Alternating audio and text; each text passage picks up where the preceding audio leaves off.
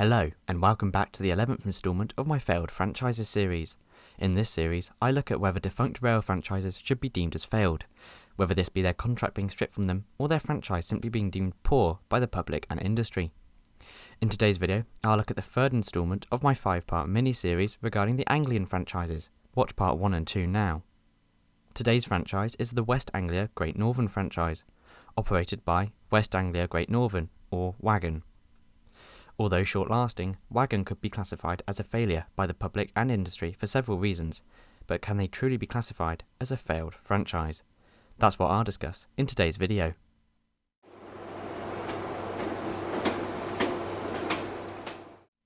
Firstly, we need to look at how the Anglian rail system worked upon privatisation. Unlike today, where all services along the Great Eastern Main Line and West Anglia Main Line are operated under a single franchise, upon privatisation in 1997, the region was split between 3 different franchises: the Intercity Anglian franchise, the West Anglia Great Northern franchise, and the Great Eastern franchise. Today, as mentioned earlier, we'll look at Wagon.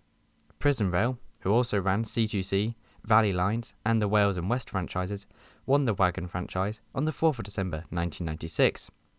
Prism chose the very original name of West Anglia Great Northern, with the company commencing operations on the 5th of January 1997, with a contract until 2004.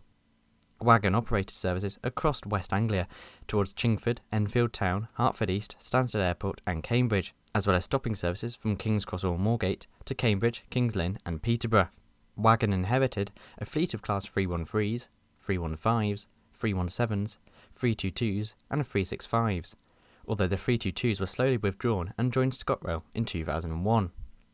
The Class 313s, 317s and 365s ran out of King's Cross, and the Class 313s out of Moorgate, with the Class 322s, 315s and 317s running out of London Liverpool Street.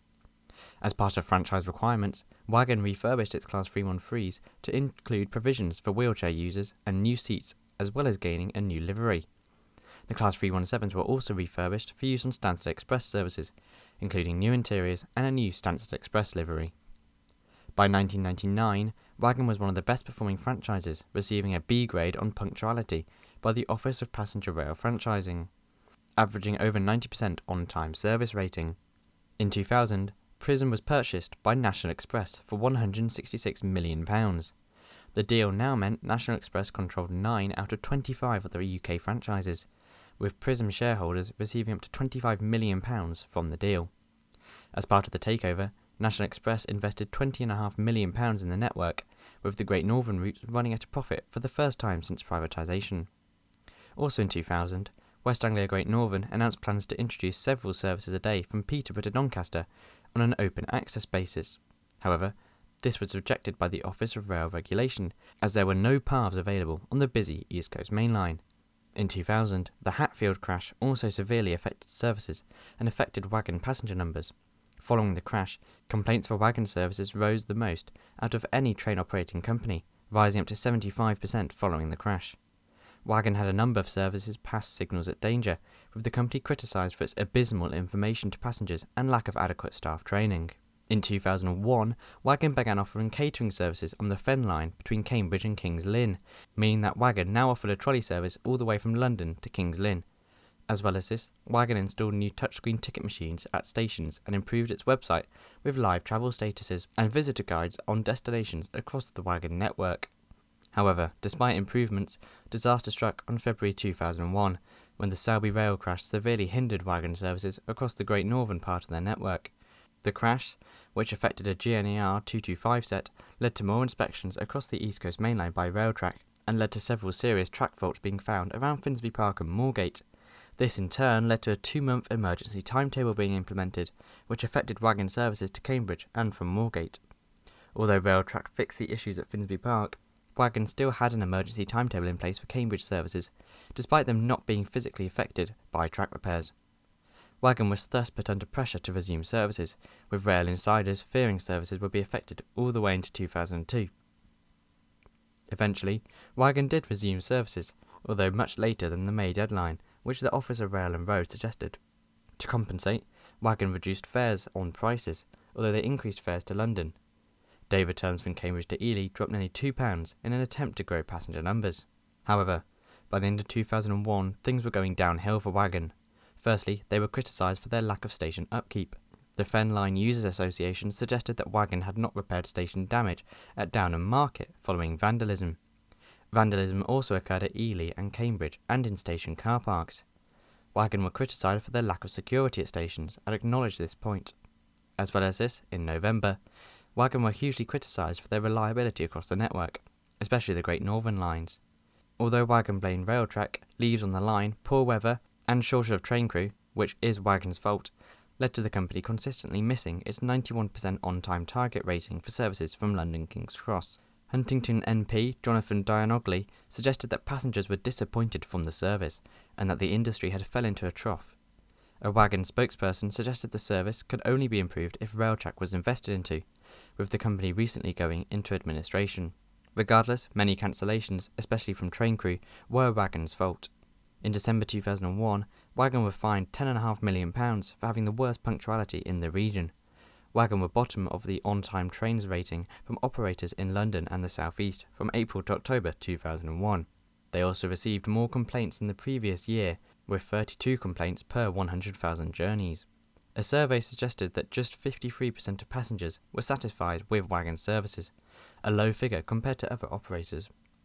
This was backed up by just 32% of passengers believing the service was good value for money. Wagon once again blamed Railtrack and the results from the Hatfield and Selby rail crashes, with speed restrictions being primarily to blame. Wagon had a 12% drop of services being rated as on time, falling to 78%. Wagon said that they would improve this by training 50 extra drivers on the network. In February 2002, Railtrack's woes continued, and thus Wagon's. 2 derailments in 1 week led to huge disruption. On the 11th of February, a 4-car train carrying 200 passengers derailed outside Cheshunt Station. Luckily, the train was at low speed, but a points failure had led to the derailment. Later in the week, a GNER 225 set derailed near Hornsey, also causing disruption. Later in February, Wagon announced that free services would be cancelled for the rest of the week due to driver shortages. However, Wagon broke rules set by the Strategic Rail Authority, SRA, giving less than a week's notice for the cancellations. This then meant that the services had to be reinstated, and drivers were eventually found. Wagon said that they had not hired enough drivers, but had amassed enough trainee drivers to improve service reliability later in the year. However, later in the year came, and Wagon, yet again, were forced to apologise, after suggesting that they were 20 drivers short of being able to run a full timetable. Once again, Wagon claimed that they were training up to 40 staff, but for some reason blamed speed restrictions for the lack of trained drivers. As well as this, Wagon was slated in the press after telling a disgruntled passenger, who complained about poor punctuality, to use the car instead. Wagon apologised, but nevertheless they were slandered for the comments. To combat the negative press, Wagon held a customer open forum at Cambridge and London Liverpool Street, with Wagon management directors, Railtrack and the Rail Passengers Committee all present to take on passenger feedback on Wagon services. On the 10th of May 2002, disaster struck when a Wagon Class 365 derailed at Potter's Bar, killing 7 people and injuring 76. 365-526 ran over a set of points that had been poorly maintained, moving the rear 2 coaches and lodging them under the canopy at Potter's Bar station. Although the crash was eventually deemed to be Railtrack's and contract company Jarvis's fault, with an engineering supervisor inspecting the wrong set of points hours before the incident, Wagon services were hugely affected. As the rear carriage of 365-526 was rendered unusable, Wagon hired a Class 365 from Connex South Eastern to replace the one end carriage and was retrofitted to work with overhead power. Also in 2002, it was confirmed by the SRA that the 3 Anglian franchises, Anglia, First Great Eastern and West Anglia Great Northern, would be combined into the Greater Anglia franchise, with bidding commencing in 2003. As well as this, the DfT confirmed that the Great Northern section of Wagon would be merged into the Thameslink franchise by 2006 at the latest. This meant that by 2006, Wagon would not exist. Despite this, Wagon launched an advertising campaign in December 2002 to promote travelling by train to encourage passengers to continue travelling with Wagon despite several rail accidents. The campaign was directed at car drivers, with the campaign focusing on how cheap it was to go by rail than by car. In 2003, Wagon announced fare reductions on their services from Cambridge to London Liverpool Street due to heavy overcrowding on the cheaper route from Cambridge into King's Cross. Wagon reduced tickets to London Liverpool Street by 20% below that of services to King's Cross, with services to Liverpool Street also having faced far less passenger criticism versus the King's Cross route. Hence Wagon were able to swing people's opinions of the company.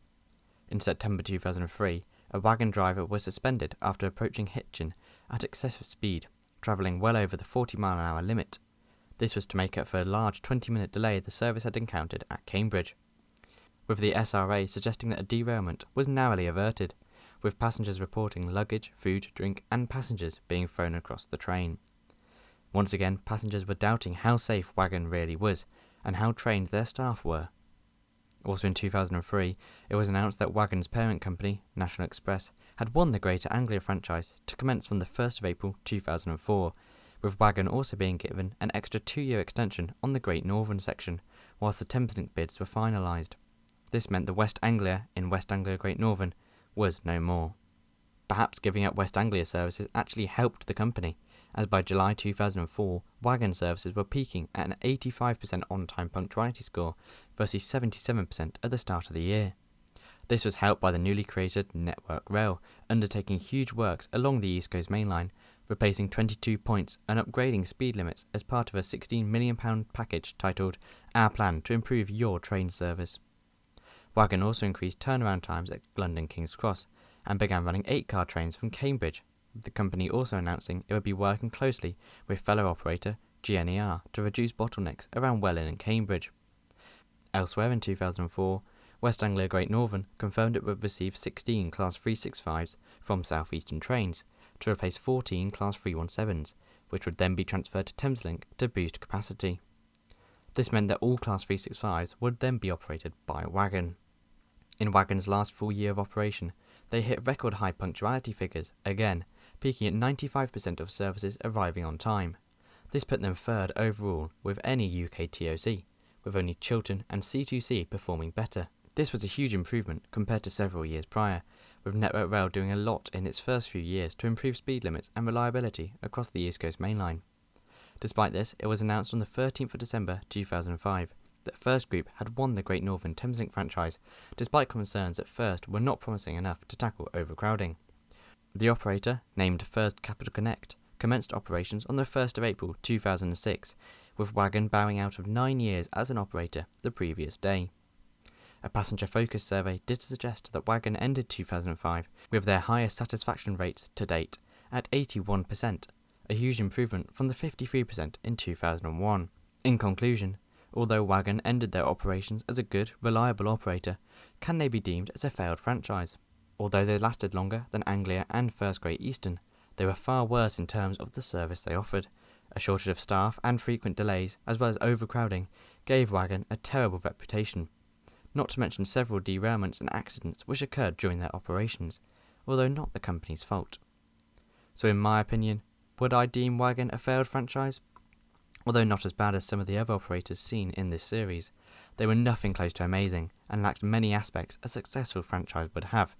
But what do you know about Wagon? Let me know in the comments below, and do subscribe so you don't miss the remainder of this Anglian mini-series, as I answer whether the Greater Anglia franchise is truly better than the free franchise system prior. Also, do consider joining my channel to support me and get some cool perks such as access to private Discord channels and access to videos early.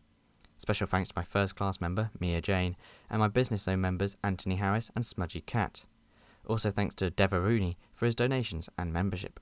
Thanks so much for watching. Check out my Twitter, Discord and Instagram in the links below, and I'll see you soon. Goodbye.